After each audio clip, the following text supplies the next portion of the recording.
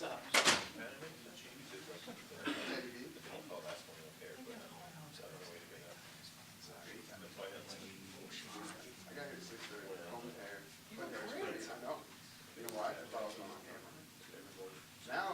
you gotta come on my camera and all.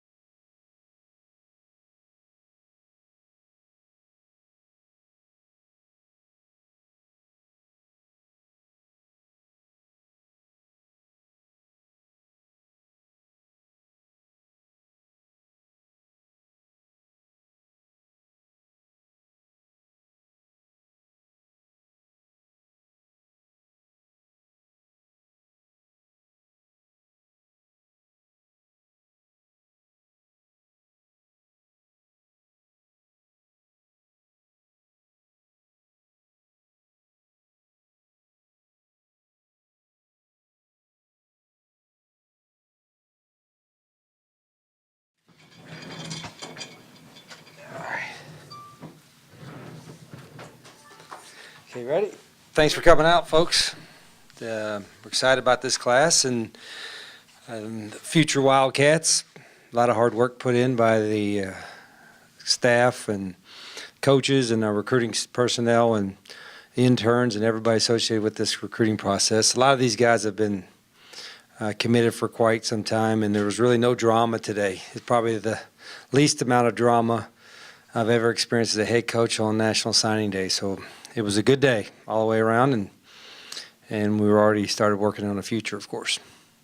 What were the biggest priorities with this class going in? What did you? Well, I'd have to look at the list again. We certainly had to address the need up front on the offensive line and defensive line. We lost a lot of safety, so that was a priority for us. Trying to get faster as a team, particularly defensively. I think we needed to add some athleticism, some speed there. And so it's all across the board, I think, including the guys in particular we brought in mid-year, whether they're gray-shirted guys or junior college guys. We had some immediate needs we tried to fill, and I think we did that with this class. Is this different for you already having so many guys on campus and only really welcoming in like 13 or 14? Yeah, it is. Normally our numbers are getting better. Those of you all that have followed us for 3 years know we've been trying to catch up. And even though our numbers are going to be young on the roster, at least we have close to the proximity of the number of guys at each position that we need to have. There's a breakdown that every staff has is how many DBs, how many linebackers, how many offensive linemen, and the numbers were way off defensively, the first year or two. And now they're, I think, close to what we want them. It's going to be younger and inexperienced, more inexperienced than we want, but at least we have the bodies. Well, we should have the bodies where we want them this fall. Do you like having so many guys committed early? Is that a blueprint you want to follow? It just happened. I remember in last year, I told the staff, we we didn't have enough room at the end for some guys that developed late or showed more interest late.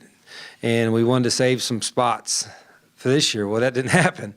In the future, we're going to have to do that. We're going to have to make a conscious effort to save 2 or 3 spots for guys that are seniors that develop late or guys that show an interest, maybe later than they had early in the recruiting process. And that's just a matter of myself, making sure our numbers stay right. And but everyone we go back on, every one of these guys that committed and stayed with us, we take all over again. So it was a good situation to be in, but boy, I'd like to be able to sign 5 or 6 more because I think we'd have added 5 or 6 really talented guys to the class if we could have. But I don't ever worry about the ones we don't get. I always worry about the ones we got. And we got some good ones.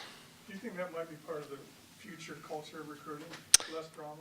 I think so, Greg. In particular, I think the early signing thing will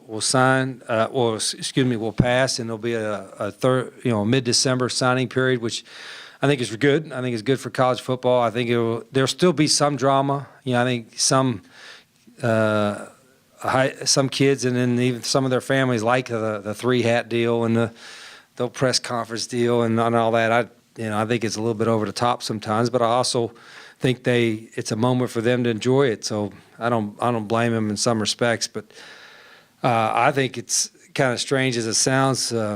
When Bo Pelini suggested there not be a signing day at all, and that if you want to sign when they're a freshman or a sophomore, and they offered a scholarship, it's probably no different than someone signing a music contract or a talented artist or something like that. The more you think about it, the more sense that makes. There'd be a lot less schools making concrete offers and a lot less kids making so-called commitments when they knew that you put pen to paper anytime that could happen. So I think about that. I think it makes a lot more sense, but I don't know if that'll ever pass. What did you like so much about the Calvin McGee, Louisiana connection? Calvin's always kind of recruited Louisiana a little bit, and that's not been a primary area just because it's so far away, but because Calvin is so wired in the state and, our staff knows the state so well. I coached in that state for 2 years, and there's a lot of good football players, and not all of them are going to go to LSU or the SEC. And if they will not, our base areas are still the West Coast, Arizona, California. But there are other areas that if a young man and his family show an interest in us and they'll make an unofficial visit, in other words, they pay, the unofficial visits are way more important than official visits nowadays. If they can make the effort to visit campus, which we hope they do because if they visit here, we got a great chance to get them.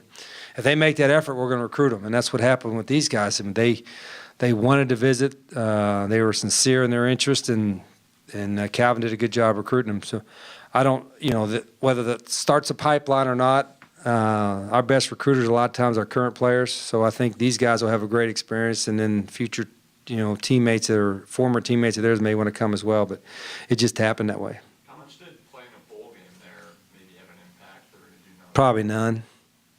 I mean, I don't think, playing the bowl game, no matter where you're at, makes nearly as much of an impact as people think. I think being in a bowl game and being on TV and being a program that's talked about makes a bigger impact more than anything else. And that's why this past year's success probably helped a little bit in this class, but probably will help more in the next year or the year after that, based on my experience, the way it's happened in some other places I've been and the way the recruiting cycle's gone. I mean, winning the Pac-12 South, playing for the Pac-12 championship, playing in the Fiesta Bowl, even though we didn't win it. I think that attention is helping us in the future recruiting. Rich, you talked a little about the speed. Can you talk about the speed of this class and just maybe compared to a previous class? Yeah, I think we're a little bit fast, a little more athletic and all across the board. But I also think it's our last couple of recruiting classes aren't bad either, So it's hard to judge that right now. I think, all the rankings, and again, I haven't looked at it. I think it's fun for fans, and I think it's fun for media to look at recruiting rankings and all that stuff. But I think you need to probably rank them 3 years down the road and see, what kind of impact that class really had, how many games that class. Well, nobody won a game today. But they put themselves a lot of people put themselves in position to win games today. And that's what's important to remember. What did you like so much about Keenan Walker, and what do you maybe see as this guy? Yeah, I thought Keenan was one of the best offensive linemen in the state, not just this past year, but the last couple of years. And, he's got a knee injury in an all-star game, and he's got to work, and I don't know if his availability will be there for the fall, but at some point, he's going to be a really good player for Arizona. And I think he can be a dominant player in the future. A couple guys in the class, Fenton Connolly, Demetrius Flanagan, both didn't play their senior years, injuries or ineligibilities. What did you talk to them about not playing their senior year of high school but still sticking with them? Well, a guy like Fenton Connolly's place, he was one of the first guys that committed to us, and we liked everything we saw. And it's unfortunate he got injured, but wasn't anything. Even if he couldn't play anymore after he committed to us, we still honored his scholarship. He'd have been a medical redshirt. But there's nowadays with the technology and the things that are available, guys can come back from the injury that Fenton had even stronger than they were before. And so we honored our commitment. He honored his, and I think he's going to be a really good player. And he's seen him on his visit. He's far enough along on his rehab that we think he'll be 100% for the fall. But I think most coaches would do that if you're a school that offers someone. It's like Sharif Williams. Sharif Williams is a gray shirt mid-year guy. Well, he had the same deal. He had a severe knee injury, ACL, MCL, and all that kind of stuff. And some schools maybe would have bailed out on him, but not us. And he's here now, and he's working his way through, and hopefully he'll be able to go through everything in spring practice, and I think he's going to be a really good player for us. I think you have to do that. And when you do that, your word as coaches when you go out recruiting will reverberate to everywhere else, and they'll know, hey, if I commit to Arizona and I do all the right things. I tell them the only way you lose a scholarship when you're a player here either is not because of ability or not because of injuries, because you do something stupid, either on or off the field or in the classroom. And we try to stay true to that. With the success that you guys have had, not just this year, but since you've been here, how different is your recruiting pitch these days as opposed to when you first got here? Well, not as much as you'd think. I think more than anything, it's we were preaching the first couple of years that we weren't promising they'd start, but we guaranteed them that, hey, they could look at the roster and see their opportunity. And I never get into where I guarantee you once you step on campus you'll start, because that's not fair to them or the guys on our team. But we also tell them we don't recruit anybody to be backups. We recruit everybody to compete right away, whether you're a junior college guy, a freshman guy, a transfer guy. Once we get you on campus and on the roster, you're expected to compete for playing time. And I think those guys could see early that they were going to have an opportunity. If we recruit and develop the right way, 2-3 years down the road, it's going to be harder for a freshman to come in and break the lineup. But there'll still be some that do that. And I think as our program continues to grow, you'll see some young guys making an impact, but it'll be less than there are right now. Right now, guys coming in certain positions can make an impact right away. 2-3 years down the road, it might be a little bit more difficult. Do you still target Hawaii at all? I like to. Ought to be my primary area. I should tell Matt Dudek I'll take Hawaii, and anybody that's over there that's a Division I Rose Bowl caliber type of guy. So we still cover the area that's considered West Coast, but yeah, that would be a good one. We need to get more in Hawaii. Up north of I-10, it might be maybe not so much. Up north, there's a lot of good football players too in the Midwest and Northeast, but I'd rather go to Hawaii. You talked about how you like guys that play multiple positions, and so they come in, you don't have them nailed down to a spot. Two guys, it seems like Cedric Peterson and Derek Holmes, are they guys like just athletes that you feel like they could plug in anywhere? Yeah, there's quite a few on that we kind of approve. The way we go through our process at the area coach, the position coach, the coordinator, and then myself all have to approve them. And there were several guys on this list that were approved for either side. And that's, to me, gives us a little bit more flexibility or versatility. I mean, counting in this class just because the way the numbers were is Devontae Neal. And he's the same way. 2 hours ago, he got moved over to defense at his request and my approval, because we need some help in the secondary, and he wants to play over there, and I think he can play over there. And he still probably plays some offense, but he's an example of a guy that's in this class numbers-wise that that's versatile enough to play on both sides of the ball. And we've told these guys where we want them. We kind of listed where we wanted them, and they know their primary area. But like Cedric Peters, for example, we're going to start him out wide receiver, and I think that's where he wants to go. But as he develops, as we go through the process, if it looks like they'll play more over on this side, all these guys I think are willing to do that. Devontae be cornerback, or is that kind of upper? Yeah, that's where you're going to put him at corner this spring, and if hopefully he'll learn and be able to contribute there. But that's just, I bring that up now because that's the kind of example of some of the guys that we got here that can do that. I think you have to do that nowadays because of injuries, and I know 85 scholarships seems like a lot, but when you get guys that are injured and you go through, we have a schedule next year that we have 12 straight with no open date. I don't know if that's ever happened here. We're the only one, I think, in the Power 5 conferences that probably has that. So the folks at Pac-12 are listening. I'm not going to say anything to get fined, but I don't know how that happens. To play 12 straight with no open date at this level, you better have a lot of guys that can be ready to play. Coach, last year you called Cam Benson the centerpiece of that class. Who was the centerpiece this year? Did I call him that? I normally don't single one out. Gosh, that's not a good thing to do. That's like just somebody asked me, who's your favorite guy? That's like, okay, who's your favorite child, your son or your daughter? God, I would never say anything there. But I don't know if there's a centerpiece as much as some versatility in the class. I think, look at some of the mid-year guys that should make an impact. And, Paul McGlure, Matt Marin, Anthony Fotu, those are 3 JC guys, and Paul in particular and Matt are bounce back from Division I to JC and all that we think will help our team right away at their positions. And now they've got to put the work in, but there's not really one guy. And I didn't take a quarterback for the first time in I don't know how long, maybe ever, as a head coach. So that was a little bit different for us too. We'll take one next year and the year after that, and probably every year after that as well. But not this year. We didn't. Do you have the numbers, maneuverability to be active in the transfer market? Maybe we might have one, and again, it goes back to I wish we had a couple more.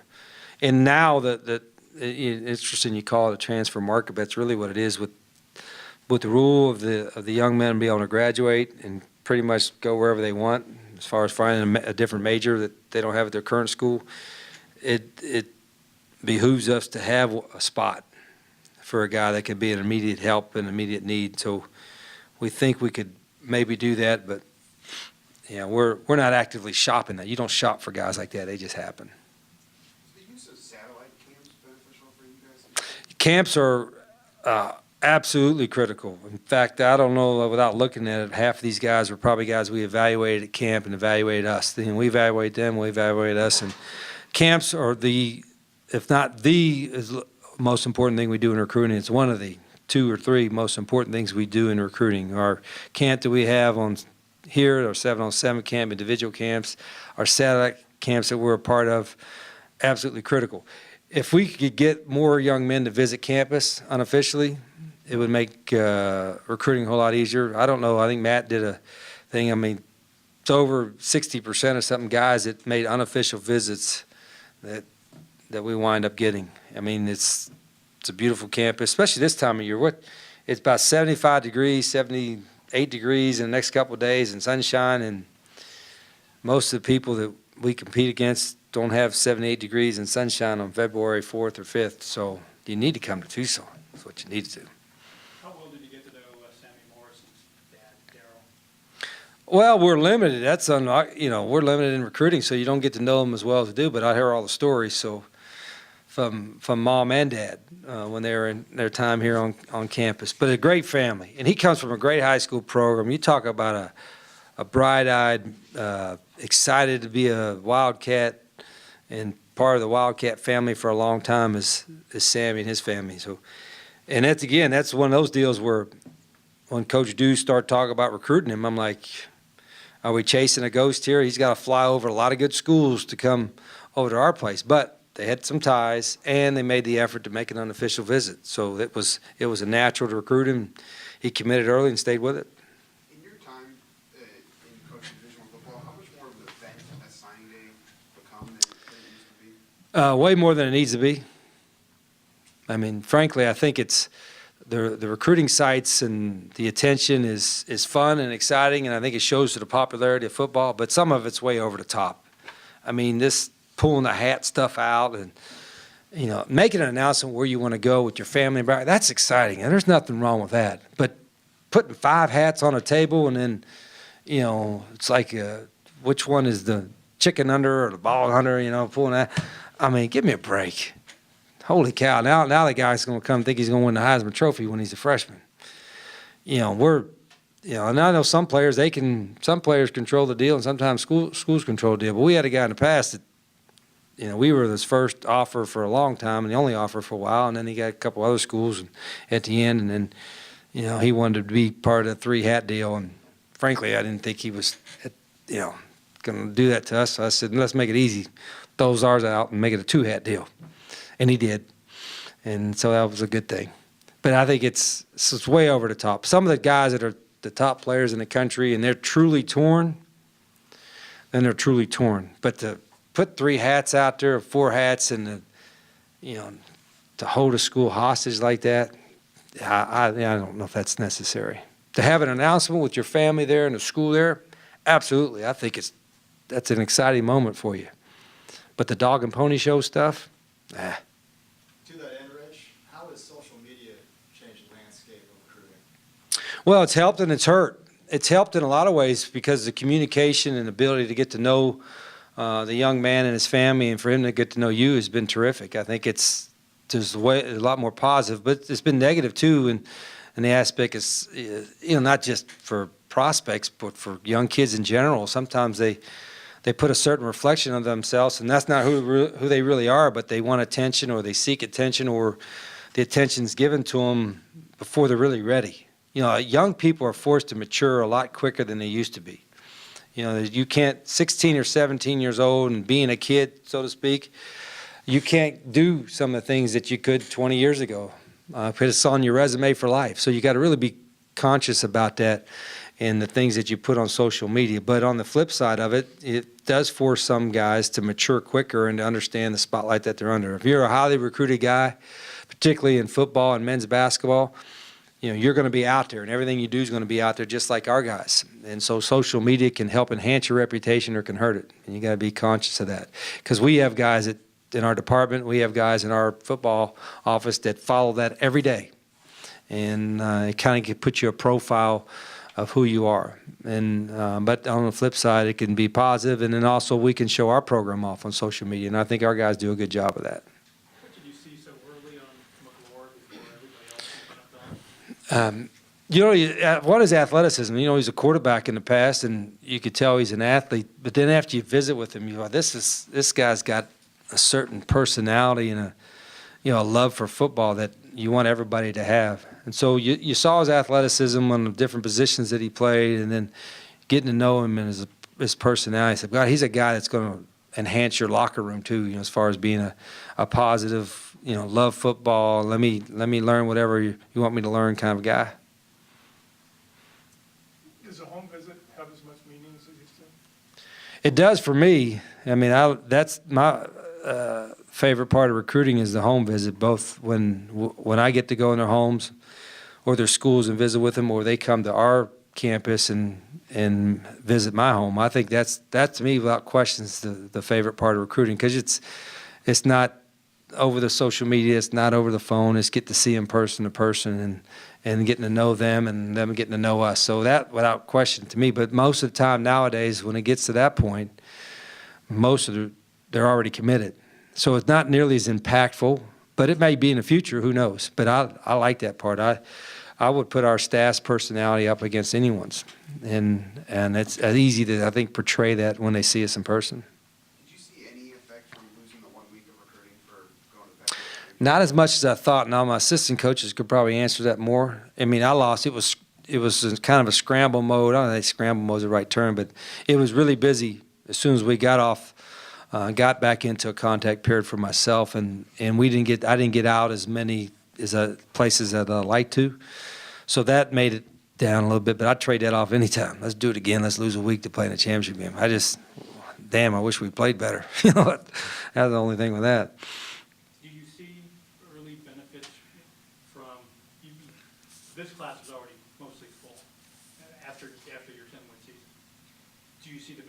next year, more doors opening? I think so. I think my staff could probably, and Matt and our recruiting people can probably gauge the interest a little bit more really over the next few weeks, because now all these kids that are going to be seniors next year or juniors next year are wanting to be like their teammates that they saw on TV or signing a scholarship paper or something like that. So I think we'll see it more. And I definitely think the interest, from some really, really talented guys is going to be there more than it was in the past. And not just because of our success that we had this year, but because of our facility, because of the stability of the staff, because all the other things that UofA brings to the table. Okay, in state, I don't know how many top-level Division I players there are in this state, but there's always some. And some guys haven't given us a shot. I know I complained about it before. And we're going to keep recruiting until they tell us no several times. But if they just get on campus now, I don't know what anybody else has to offer that we can't. So it would be disappointing if all the best players in this state don't give us a shot. We have time for one more question. Dave Wanstead made the comments that ever since the NCAA instituted the dead period leading into signing day, that for him, signing day was a little less stressful. You agree? Yeah, I think a little bit you can control your stress level a little bit. It's like those guys that are committed, but they're still visiting other schools, and they're not really committed. They're just interested. I think you can control that somewhat, and I think the early signing period will control that somewhat in December. But there's always going to be a little bit of nervousness, maybe if you've got a couple of guys that are undecided a little bit. That's not necessarily a bad thing. I think that means you're probably recruiting the right guy. But we go back to our list and.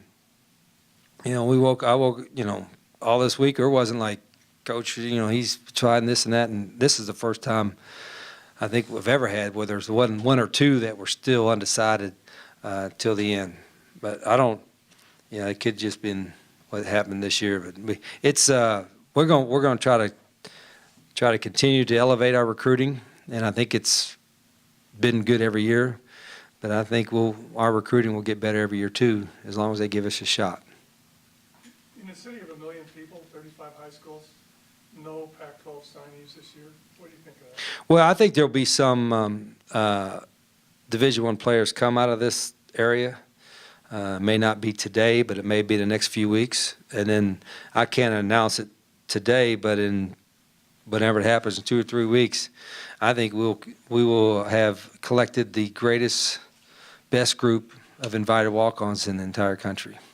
It's a passion of mine. It's a passion of the staff, and we can't announce who they are until they've, been accepted by the school and put down a deposit.